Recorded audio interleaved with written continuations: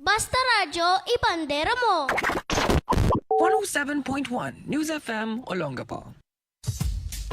107.1 News FM, Radyo Bandera Olongapo. Basta Radyo, ibandera mo. Welcome back, people. Welcome back. And back to me, back to DJ Tommy G. Final stretch of this radio show. You're still with Bandera Night Jams. Ayan. I'm gonna read answers to tonight's topic. Ikwento mo. Ang pinaka nakakatuwa na parking story. Parking story. Ayan. Pinaka nakakatuwang karanasan mo sa pagparking sa mga lansangan ng Olongapo. Babasahin ko yung mga sagot nyo, ha? Okay? So, keep them coming now. Comment on the video below. Nasa Radyo Bandera Facebook page, my page, DJ Tommy G, and Olongapo related pages na rin as well. Nakapost din doon, no? Ikwento mo, pinaka nakakatawang karanasan mo sa pagparking sa lansangan, sa mga lansangan ng lungsod, no? Okay, mapakotse man yung pinark mo, or motorsiklo, or whatever. But first, a couple of invites coming from our friends at SM City Olongapo Central and SM City Olongapo Downtown. Shoes and Bags Fest. Step into bigger savings with up to 50% off on must-have shoes and bags. Visit the Shoes and Bags Fest at SM City Olongapo Central, December 16 to January 15. Drop by at the level 2 beside Anello and shop your way through these irresistible finds. Yan, SM Store, SM Fashion, SM City Olongapo Central. Once again, December 16 to January 15, huh? Okay. And check out the Sip and Win promo. January 11 till April 10. Matagal to, ha? Mahaba. Coffee to the max means more chances to win. Get one free e-raffle entry for every 500 pesos worth of single or accumulated purchase from all participating tenants. Join now, drink, spend, and get your chance to win Suzuki Espresso GL MT. Okay? So check it out. Sip and Win promo January 11 to April 10 at SM Supermalls. Ogawa, Philippines, make way for the new habits and pump up your performance this 2026. The Master Drive IQ2 is built with AI technology and smart body scan system that can read your fatigue levels and recommend a perfect massage program to amplify your energy throughout the day. Ogawa, located at level 3, SM City Olongapo Central. Alright, Ogawa. Yan yung pag maayos, no? Yung hindi siya sira. Ano siya? Ogawa. And Contis, check out New Year, lighter choices, same delightful flavors. Welcome 2026 with fresh, satisfying salads that make healthy eating feel easy and enjoyable. Make your fresh start delicious. Visit Contis at ground level of SM City Olongapo Central. Ground level, okay? Caramia Cakes and Gelatos. It's payday and you deserve a treat. Enjoy 30% off on all Caramia treats on January 15. Mark your calendars this coming January 15. Only via our website, www.caramia.ph. And hotline number 8822-1111. Okay, but yeah, Caramia Cakes and Gelatos is at the ground level of SM City Olongapo Central. Okay. Also check out the Ace Fresh Fix deals. Start the new year with a fresh fix. Reset your home and with Ace Fresh Fix deals, great finds for painting, cleaning, and organizing to kick off the year right. Up to 50% off on selected items. Extra 10% off for minimum 3,000 pesos. Single receipt spend using Smack and Ace Rewards card. January 16 to 18.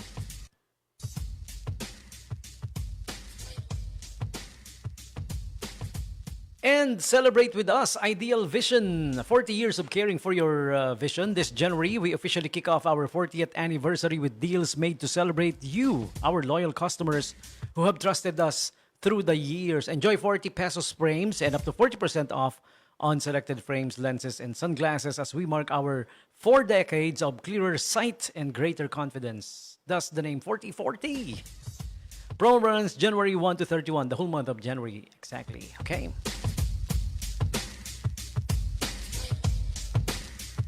And if you're looking for a sign to finally start that running era, join the SM City Olongapo Downtown Running Club Meetup and turn your fitness goals into fun weekly habits. at SM. Whether you're a beginner or seasoned runner, everyone's welcome. With or without, whether you belong to a club or not, you're invited to join, run, vibe, and connect with new fitness friends. January 14, 6 p.m., Level 7, Roof Deck. Okay? This coming January 14. Ano nga ba yung January 14? Anong araw? Is it, yeah. 14 is Wednesday. Okay. Yan, alright. So check it out, the Running Club Meetup at SM Downtown.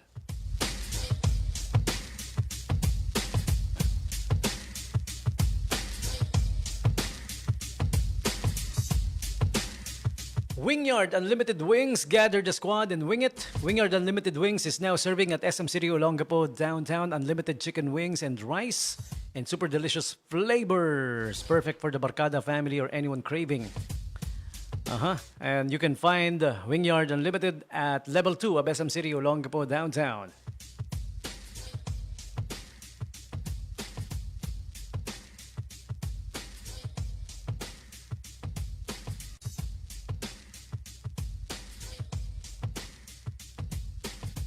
And check out Our Home, a fresh home for a new year. All right? Check out Our Home at SM City Olongapo Central, 3rd level, home refresh sale. Mattresses up to 80% off, furnitures and accessories up to 70% off, linens and carpets all on sale up to 70% off.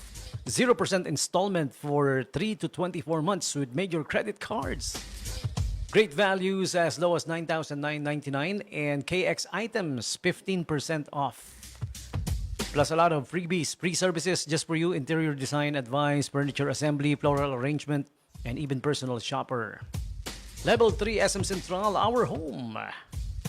Also do check out the Sandwich Guy, the home of the first hexagon sandwich. Yung mga mahilig sa sandwich, no? Mostly guys, ano? Kalalakihan ng mga mahilig sa sandwich.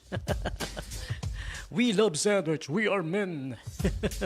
If you haven't tried it yet, the first hexagon sandwich in the country, well, visit the Sandwich Guy. Ayan, they are located at SM City Olongapo Central. All right, so check it out. The Sandwich Guy. If you love sandwiches, you gotta give it a try, okay? All right, so those are the invites coming from our friends at SM City Olongapo Central and SM City Olongapo Downtown. Right about now, we would like to invite you guys for the Saturday recycling schedule of the SBMA Ecology Department. Tuwing Saturday, meron silang recycling, okay, na program or schedule. January 10 was the last one, last Saturday. Every Saturday ito eh. Ang susunod is January 17 sa Kalayaan area naman at the Gobstopper sa Kalayaan. And then January 24, that also falls on a Saturday, QB, vacant lot beside the old PX Club. Alright? So bring your recycling materials, yung mga basura. Basura na sa inyo pero pwede pang i-recycle, no? Pero you need to segregate them. You need to separate them and they must be cleaned. Hindi pwede yung basa-basa, yung moisture. Yung moist, hindi pwede, no? Okay?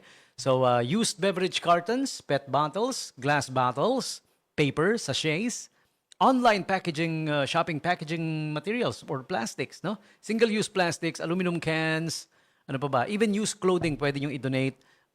Used shoes, used rubber slippers, used tarpaulins, even yung tarps, ha? Ayan, okay? So, food waste are not allowed. Hindi kasama yung food waste, ha? Yung mga mabasa yun, mamoist, no?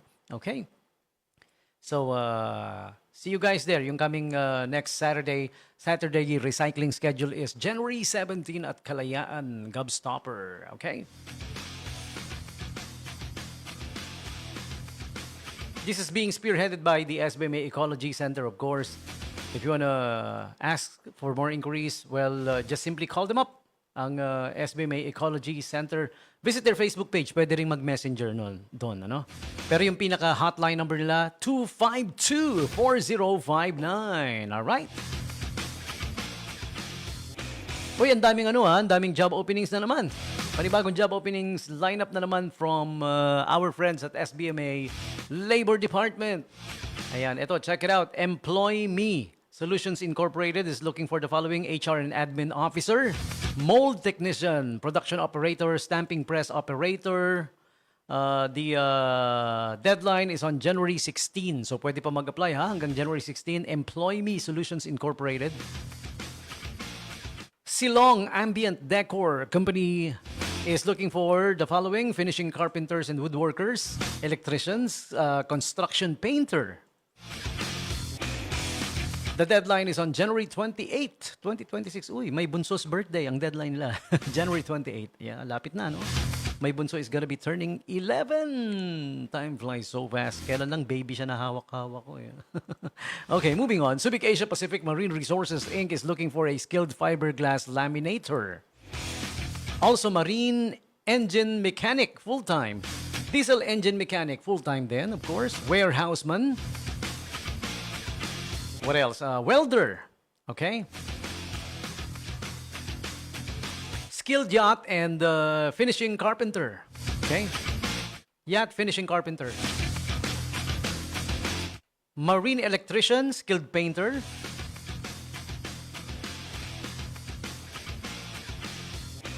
Aircon technician. Design AutoCAD operator. Purchaser staff. Full-time to ha, yung purchaser staff. Deadline is on January 28 then. Ayan. January 28, 2026. All right. January 28 is such a very important date for me. Okay, so there you have it. The announcements as of now, yan muna. Hindi ko pwedeng tapusin dahil aabutin tayo ng 2027.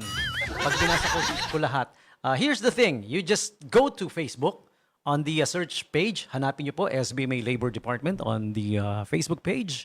Okay? And makikita nyo doon yung mga postings nitong binasa ko. No? Here's the good thing about it. Pag pinuntahan nyo siya sa Facebook page, bawat announcement, meron siyang QR code. Alam mo yon? Bawat announcement, ha? Bawat company, bawat position, may QR code na i-scan mo, na pag in-scan mo, it will take you to signing forms. Apply na. Application na kagad yun, no? Yung isa-sign mo. Di ba? Application form na kagad ng bawat company na ina-applyan mo. Ang galing, di ba? So you just gotta visit the SBMA Labor Department Facebook page. All right. It's as easy as that. Ganun lang kadali yun, ha? Okay, so check it out. Marami pa. Sa Facebook page nyo na lang tingnan. Marami pang job openings aside from that. Okay? Dagdag ko na rin. Speaking of job openings, eto, nangangailangan ng technician tong maman to hanggang ngayon. Okay? Need niya ng mekaniko ng motorcycle and marunong na rin sa auto because ang King NJP, General Merchandise, ayan yung home of the Stairway Sandals dati, no? King NJP na ngayon.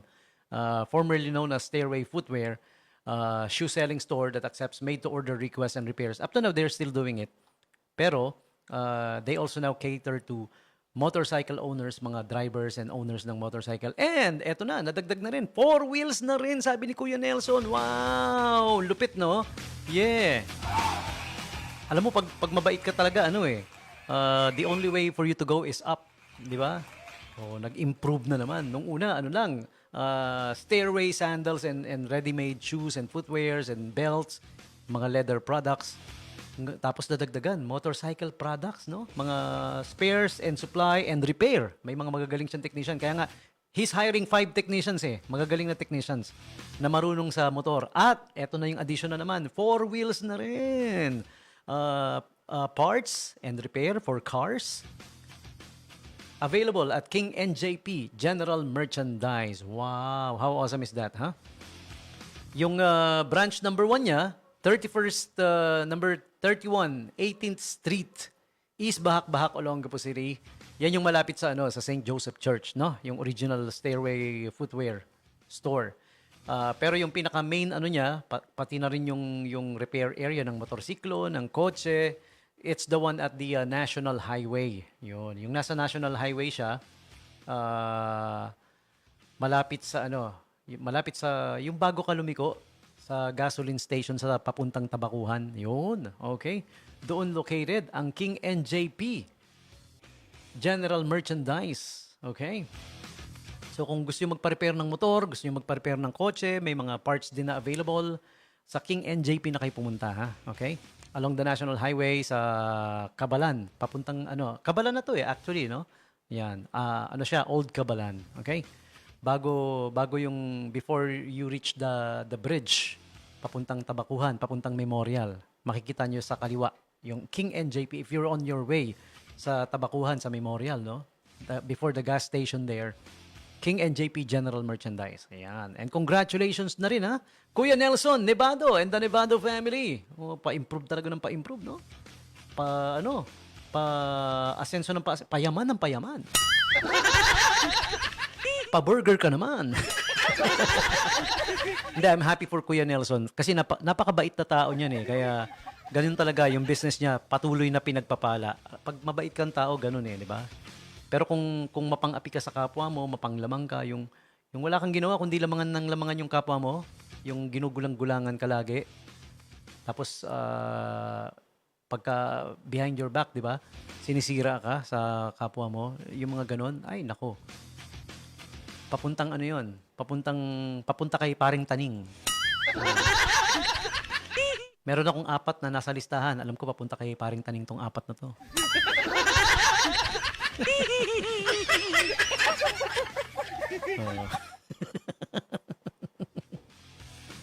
Siya. Yun. Okay. What I'm trying to say is sa King NJP na kayo pumunta for your motorcycle parts and repairs and services. And the good news is, hindi lang motorcycle, pati chikot na rin. Damay-damay na. Kaya niya na rin i-repair yung kotse. At saka nag-hire siya ng mechanic. Kilala ko tong maman to eh. For sure, ang i-hire nito, the best among the best lang. Kaya nga, tedious task yung selection process niya, no? Talagang hinahanap niya yung magaling.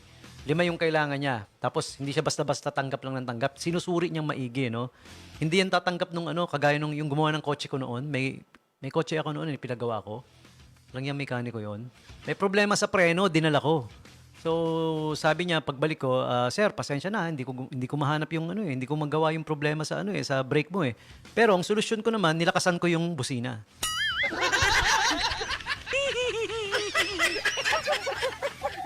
Walang ganun sa King NJP. Magagaling lang pipiliin yung mekaniko para sa inyo. Magagaling lang, ha?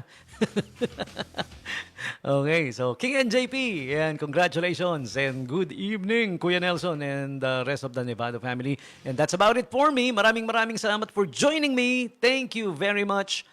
Time is up. Overtime na ako. Uy, napanood niyo yung show ni Doc Kenneth kanina? May katok si Doc Kenneth. Ay, with Doc Kenneth pala. With, hindi si Doc Kenneth. May katok with Doc Kenneth Salvatus. Ayan. Bisita niya kanina si Vice Mayor. Iba talaga ang Doc Kenneth, walang-wala. Vice Mayor Kay Legaspi lang naman. Kay ganda ng buhay. Si Vice Mayor Kay lang naman ang bisita, galing. Kamali ako napindot. Hindi yung laughing thing. Dapat, to. Ayan, Vice Mayor Kay Legaspi. Kay ganda ng buhay. Siya yung bisita ni Doc Kenneth kanina, no? Siyempre, nagbigay ng mga latest kaganapan, news and updates coming from our Vice Mayor mismo. Ayan. Yung sagot pala, no? Sorry. Ayan, okay. Boss Kenneth, Doc Kenneth Salvatos. Yeah, good job. All right. Yung mga sagot pala sa nanghingi ako ng sagot sa tanong kanina, hindi ko binasa, no? Ayan. Basahin ko muna, ha. Ikwento mo ang pinaka nakakatuwang karanasan mo sa pagparking sa mga lansangan ng lungsod ng Olongapo. Ito, basahin natin. Via text, ang daming sumagot no? Sabi niya gano'n. Ito, this one. This one's from Regina. Ayan, si Regina. Itago mo lang ako sa pangalang Regina. Ano ba to? Dapat ba to may madamdaming tugtugin? Ganito ba? Ayan. Dear DJ Tommy G, pinaka nakakainis sa parking sa mga lansangan. Yung pagsakay mo ng kotse, biglang may tumatakbo, lumalapit sa'yo na hindi mo naman talaga kailangan sa totoo lang. Aandar ka na lang, aalis na. Haharang pa sa harap mo. Tapos sabi, sige.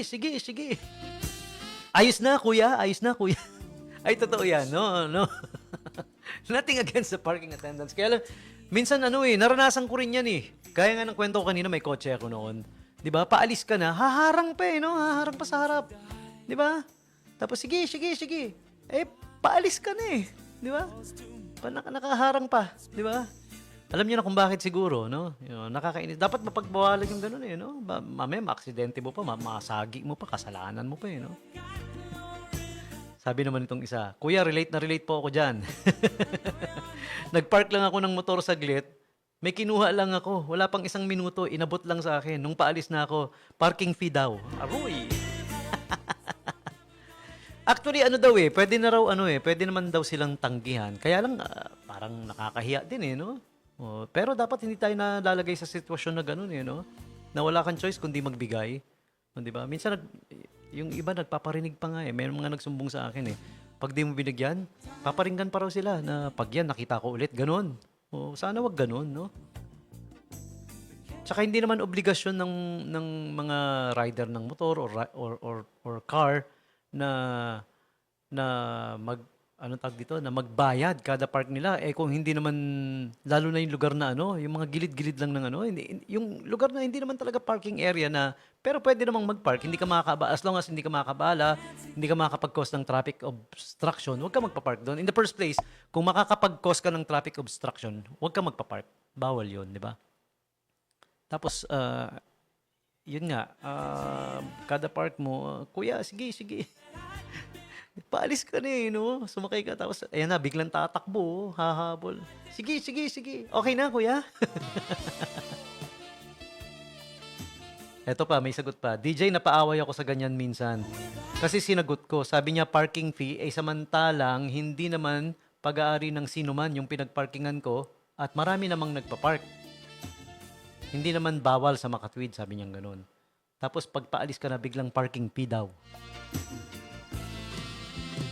Another one, DJ, nakakainis pa maningil yung mga yan minsan. Kala mo pag-aari nila yung lugar, parang galit pa, no? Nakasibangot. Ito naman sabi nito, DJ, annoying po yung pito ng pito. Prrrt. Talagang nilagay niya. Prrrt. Annoying. Oh yeah, it's true. It's annoying. At saka ang nakakainis sa lahat, yung bang gina-guide ka na hindi mo naman kailangan, nakalabas ka na nga paalis ka na buburum-brum ka na lang no? Tapos parang haharang pa, alam mo na, syempre, I guess, bakit haharang-harang pa ng konti para hindi ka kagad makaalis, para, okay na, kuya, okay na. Nag-i-evolve daw yung mga yan humahaba yung braso, parang ganon, sabi sa, yung parang, base sa evolution, humahaba yung braso nila, Ito naman, on the other side, sabi naman niya, well, nagtatrabaho lang naman sila, dumidiskarte lang ng pera, malamang wala kasi silang trabaho, sabi niya. Okay. Pero, I understand na hindi nga natin obligasyon na kada park bayad agad. Paano kung ang dinaanan mo at nilakad mo sa araw na yun ay marami? Di lahat yun ang hintuan mo, magbabayad ka. Tama naman, di ba?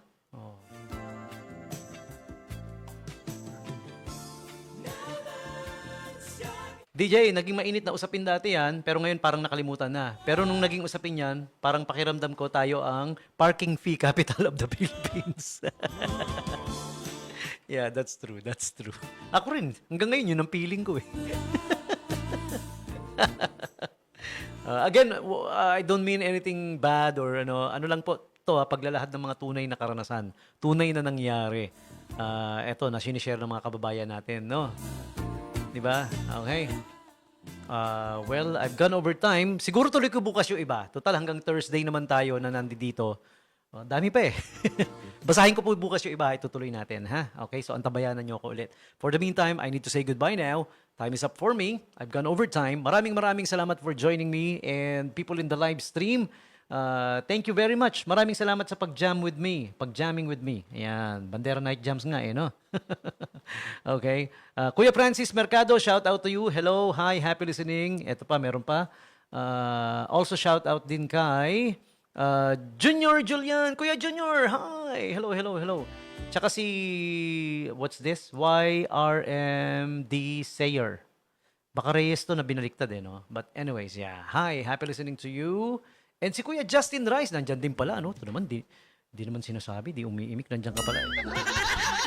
Hi, shoutout sa iyo, Kuya Justin Rice, who's in Bahrain. With an H on Bahrain. Okay, who else do we gotta greet? Sino pa ba? Let me check. Sandali Kaya magulo, dyan lang kayo. And of course, the Nevado family. Kuya Nelson and Nevado and the Nevado family. Happy listening.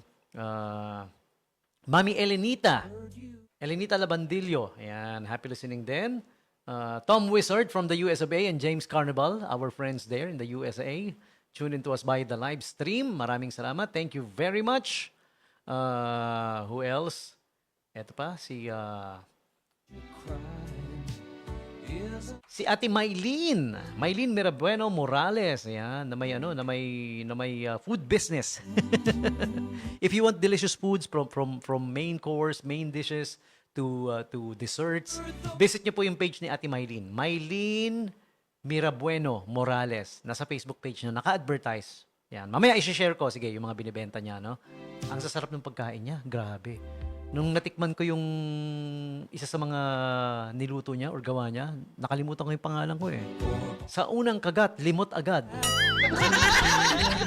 Sabi ko, sino ako? Saan ako naroroon? My goodness, ang sarap. Si Sir Kaisel Mora. Hello, Sir Kaisel Mora. Good evening to you. Sino pa ba? Ang dami Si Kuya Benjamin Becchio of SBMA Ecology, Robert Merzaong.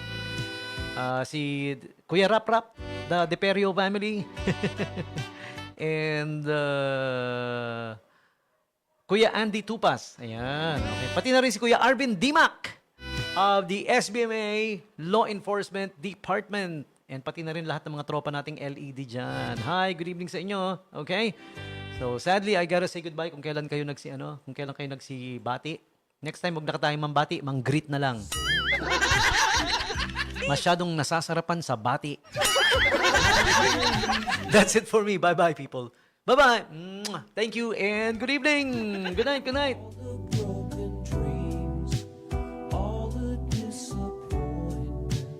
Ano pa hinihintay natin?